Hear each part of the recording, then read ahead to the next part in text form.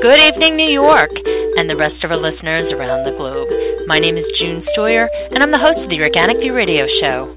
Our podcast is available on iTunes, Zune, and you can also visit our website, which is www.theorganicview.com.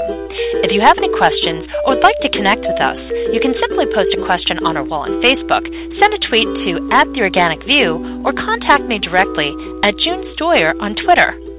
If you'd like to be on the show or would like to find out about sponsorship opportunities, please contact us at questions@theorganicview.com. Today's show is sponsored by Austria's finest naturally authentic pumpkin seeds and pumpkin seed oil from the Stoyer mark, available at organicuniverse.com. Listeners of The Organic View can receive $1 off their purchase by using the coupon code ORGVIEW.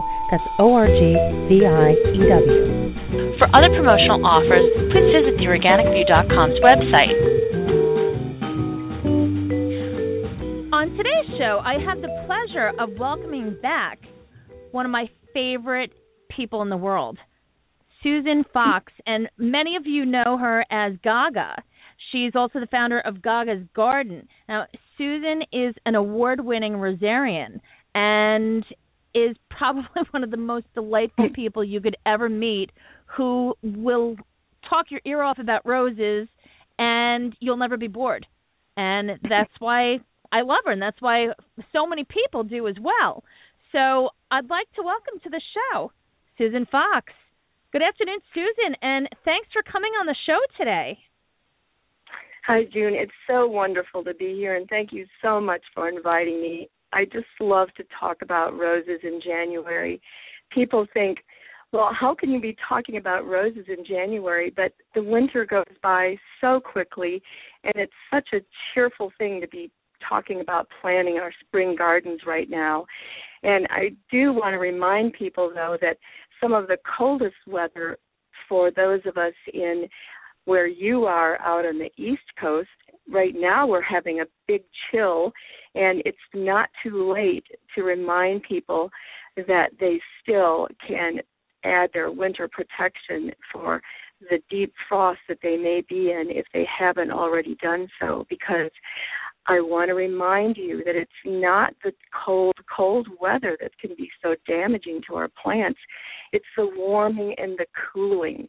And I think you and I talked about that a little bit earlier. So if you haven't gone out there and added your soil and your mulch or your leaves, it's not too late to protect your roses from this extremely cold weather. And I know that I've got my roses all protected, so be sure that you've got that mulch and your leaves and whatever protection that you can add, they're covered right now before we get into some really cold weather. And I know some of your listeners are out there in California and they're pruning and they're like, what's she talking about? But is it really cold out there where you are right now? June, aren't you in the middle of it real deep? It's snowing. Right.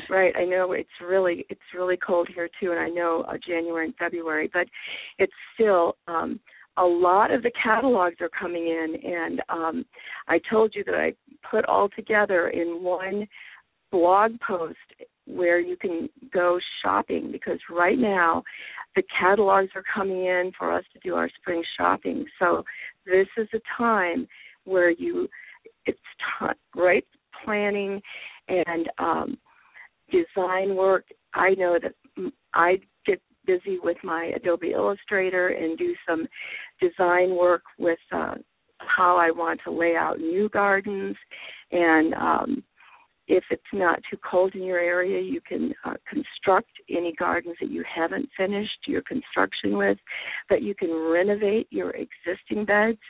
And I know I've got a big pallet out there of my organic soil that's ready when it's time in the springtime. If you have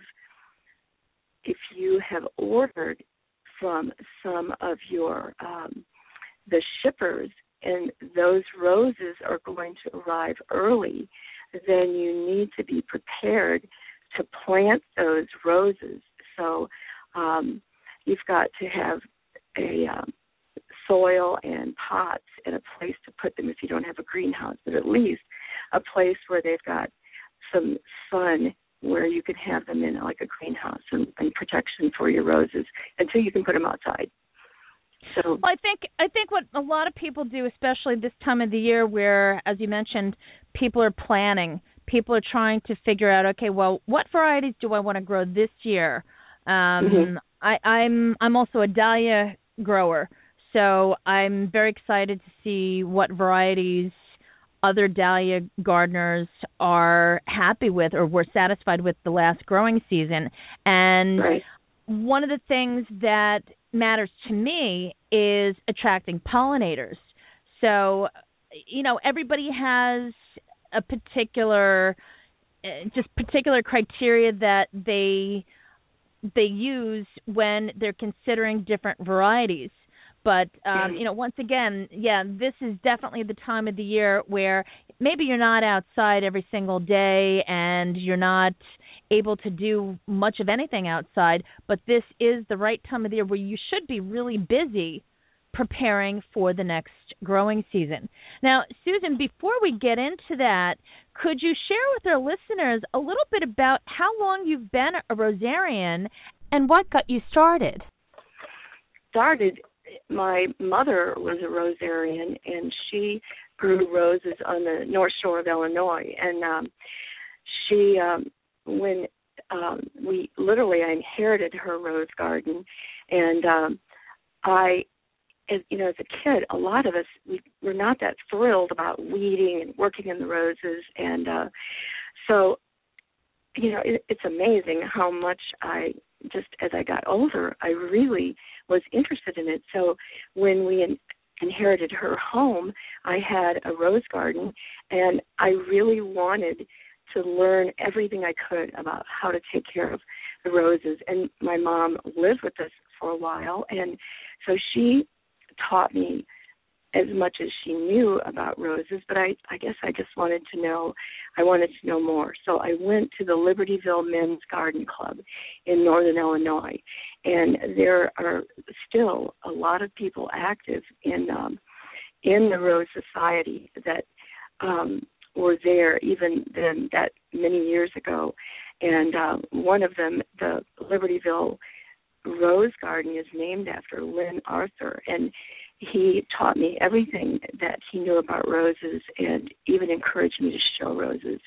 And I really do feel that a lot of what I learned, I pay it forward, and that's part of the creed of a consulting rosarian, and that's to teach people and to encourage people to add roses or grow roses, and be there for them to answer questions. And it's just, I want to encourage people that are listening to contact their local Rose Society or Rose Club, because most people are very social and very giving in that way. I mean, they're delighted to help you. I had members of that Rose Society, June, that came to my home and they're to diagnose issues with the rose garden. And when I traveled so much, they even, I know I wanted to go to a rose show, and Dr. Andy Plaz took my mom to enter one of my roses when I was going to be out of town. I mean, these are the sort of things that the Rosarians did to encourage us at that time.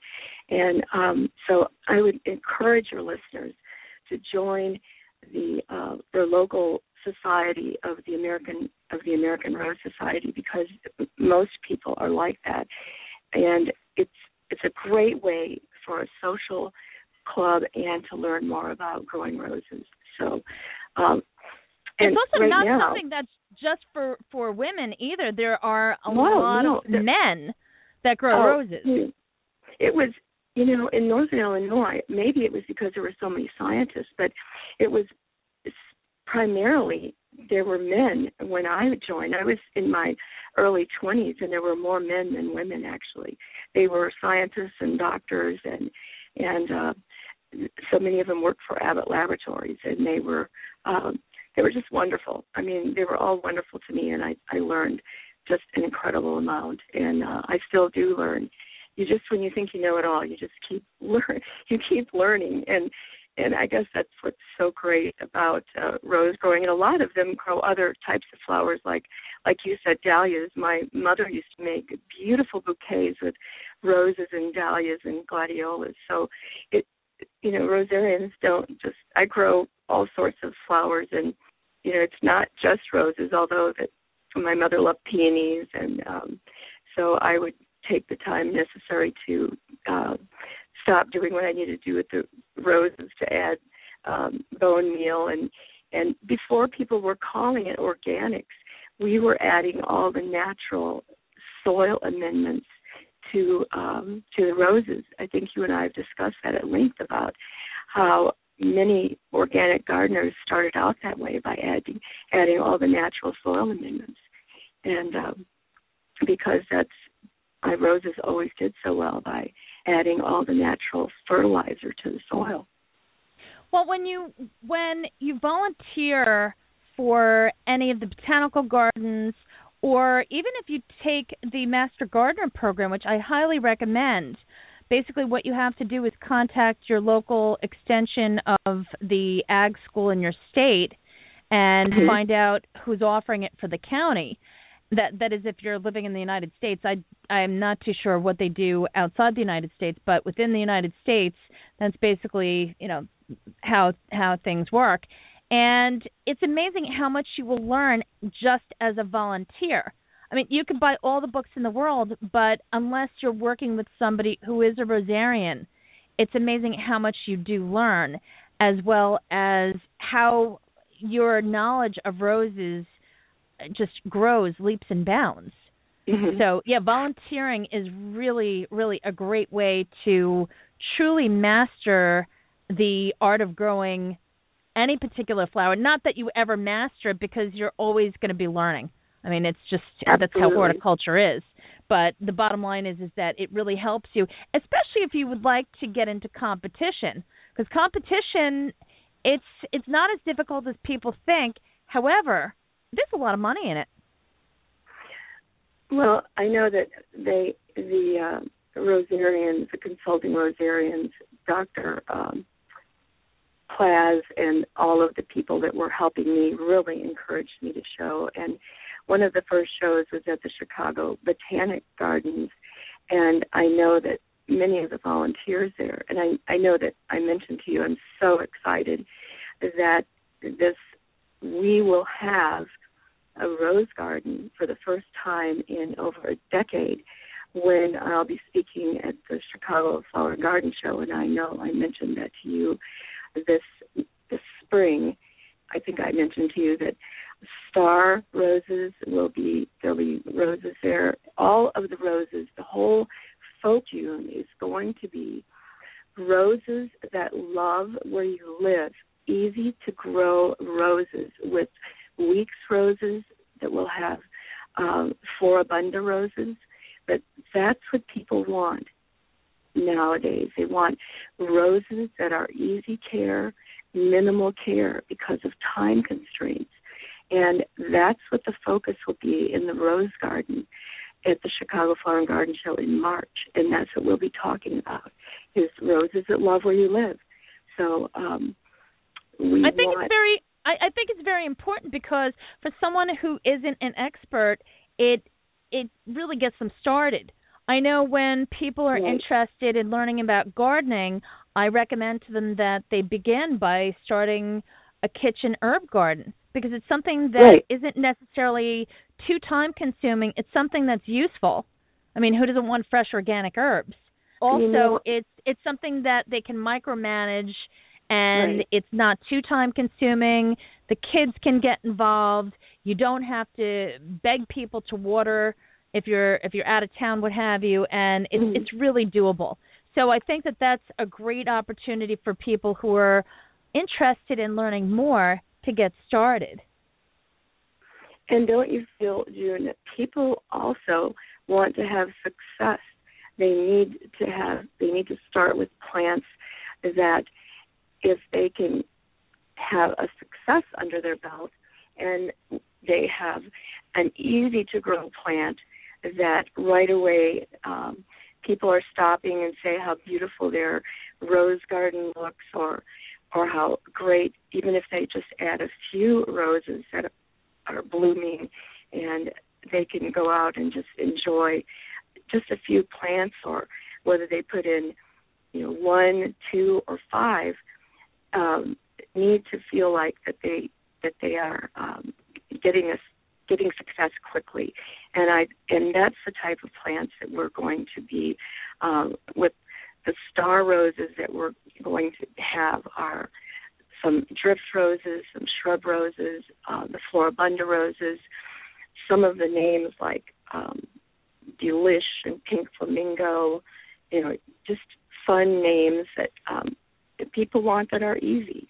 And but some of the things you mentioned right now with planning in January, people also want things. They need to decide when they're planning what's important in their garden. Do they want just a landscape garden with roses? Do they want to photograph their roses? Is it arranging or collections?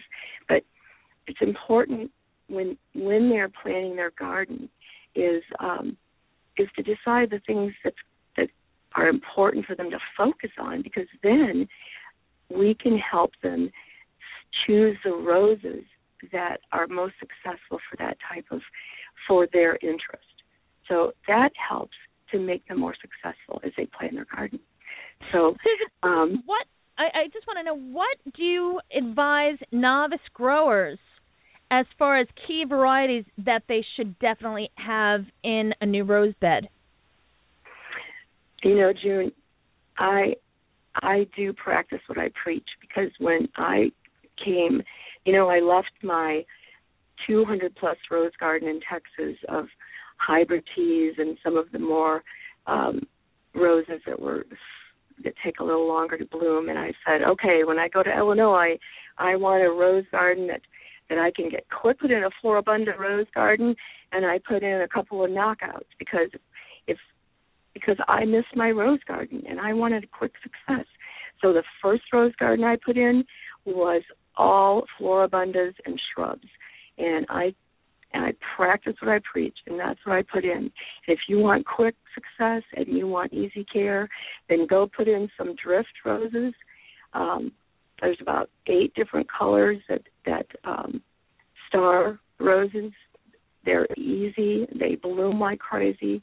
And floribundas like Julia Child, that's a gorgeous rose. You can't do anything wrong with it. And, I put pictures up all through the summer of another few floribundas. They're covered with blooms all the time. They're very disease resistant, and they're just they're showy, and they have profusion of bloom. So floribundas, shrub roses, knockouts, drift roses, and you really can't go wrong. So that's what I did when I wanted to quickly get my roses going. And before the end of that first spring, I had roses, they were up, going, and covered with blooms. Now, when you're picking roses, as far as color selection, do you have any rules that you stick by when it comes to color? I mean, can you have too many white roses or too many peach-colored roses, so on and so forth? Or how do you figure out the color schematic? Well, let me tell you something my mother said, because, I used to carefully plan these color schemes, and my mom says, nature isn't like that. She says, nature doesn't carefully plan things. And I've thought about that so many times, because did you ever notice how wildflowers are just scattered and they look fabulous? But with that said, I saw, and another thing that she said, though, if you really want to light up your nighttime landscape, then put white around your borders. So I usually will take the rose garden and I'll put white roses on the edge, around the edges. And do you know that will just, as dawn or dusk, just take a look at a garden that has like iceberg Iceberg is a floribunda rose that almost looks like a weeping willow of white roses, and it will absolutely, from miles away, to me it looks like miles away, but that effect of how dawn or dusk a white rose will look like a frame around your garden. So I do tend to put whites around the outside of the garden, and then I don't know, I can't have too many peaches or cream colors, and then I do try to not put all the reds together. I try to mix them because there's so many different shades of lipstick reds and burgundy reds and purple reds. So I at least try to put in maybe a peach or a purple in between, so I'm not just putting all the reds together. But I guess that would be my tip, is that don't just line up all your reds. Try to do like a white, and then maybe put a peach, and then maybe a purple, and then put in a red, and then mix them in. Because of all the colors, you're going to see so many reds. Like one I just love is Drop Dead Red. I just love the name, don't you? Just love Drop Dead Red. And I think I have a lipstick called Drop Dead Red. I just love Drop Dead Red, and I love.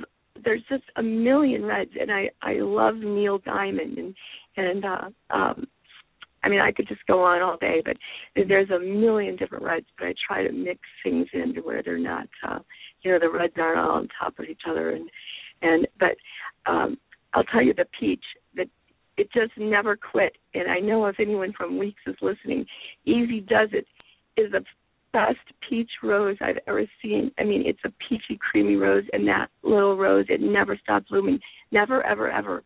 And my favorite knockout of all is Red Raz. I'm telling you, I got a picture of that rose, June. It's by Star Roses, and I sent you a picture of it because the frost had come, and it was frozen like a star, and it had ice crystals on it, and it looked just like a magical star with ice crystals on it. And so I put a tweet out. I said, look at this. It'll knock you out. It was a knockout, and it was frozen just like a star. And anyway, I'm just in love with that knockout rose. So, there are so many beautiful ones, but I think I try to mix them where, like I said, the reds aren't all just cram them together with whites on the outside. Did that help? You can tell I just am in love with them all. So it definitely did. Now, Susan, in your opinion, what do you think is hot for this year? Well, what varieties, when you talk to other rosarians, what do you talk about? Things that you're secretly thinking, yeah, I'm going to plant that this year.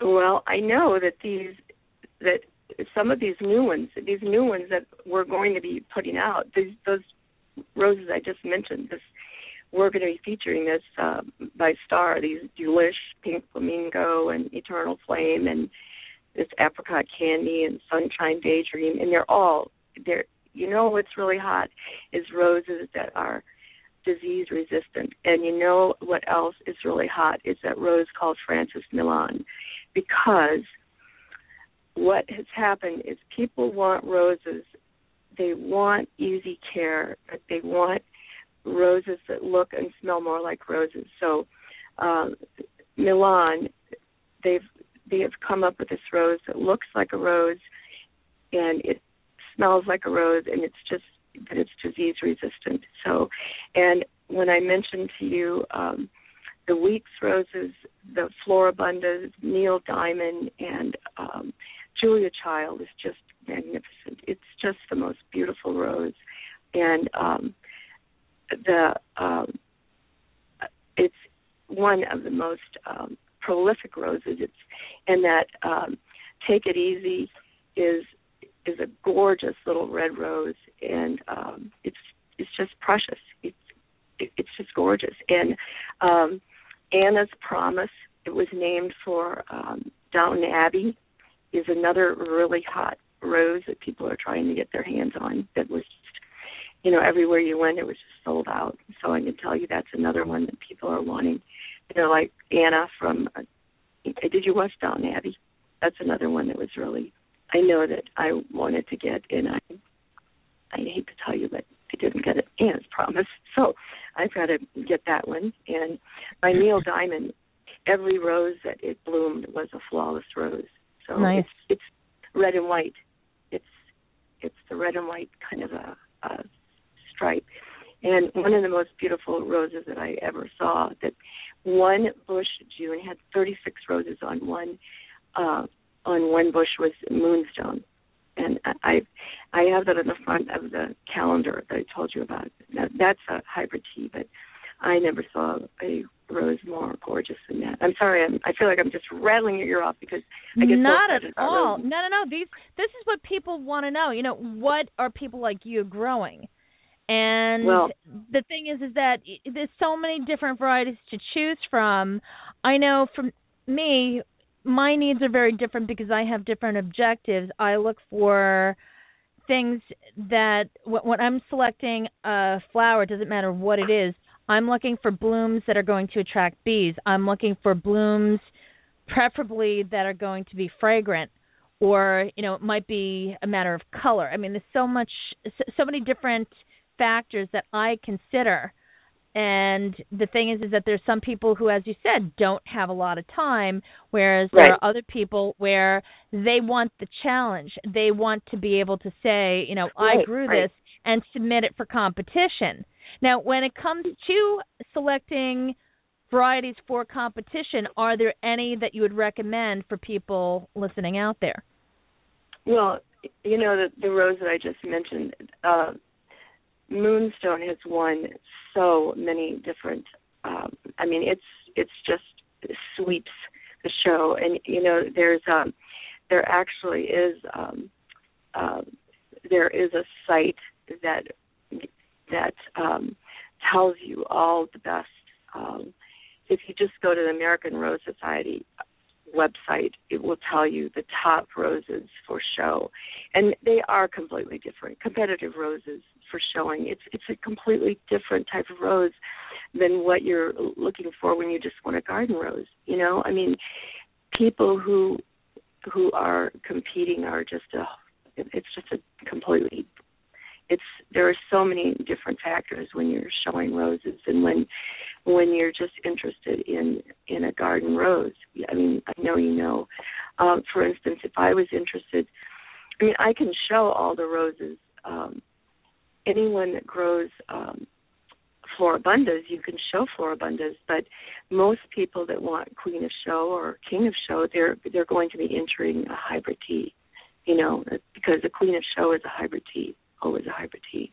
But the best, so you know, I think the best way to find out what people submit for competition is to actually attend a show. Now, could you share with the listeners the show that you're going to be talking at or speaking at in Chicago? Well, that's not a rose show per se. All of the rose shows are all put on. They're all American Rose Society shows. So if you want a listing of shows, you go to the American Rose. I see. ARS. It's ARS.org, and they're listed always throughout the country. They're always put on by the American Rose Society, and I believe it's roseshow.org. It's going to tell you, they rate the roses, and even the magazine that you get for membership tells you every year. It's going to tell you all the roses that are the top winners throughout, and even in the front of the little books, it's going to tell you all the top rated, like Veterans Honor, those type of roses that have won the top ribbons. That if you wanted just roses for show, it's going to tell you what roses that you would buy if you were just going to show roses. Well, Susan, thank you so much. We are actually out of time. I have to have you come back on the show. Folks, there will be a companion article to this interview along with links to Susan's site. But, Susan, really quickly, thank you for being on the show today. And don't forget to come see me at the Chicago Flower and Garden Show and get my calendar at gagagarden.com. Thanks, Susan. And, folks, thank you so much for tuning in. This has been June Stoyer with the Organic View Radio Show. Have a great afternoon, everyone.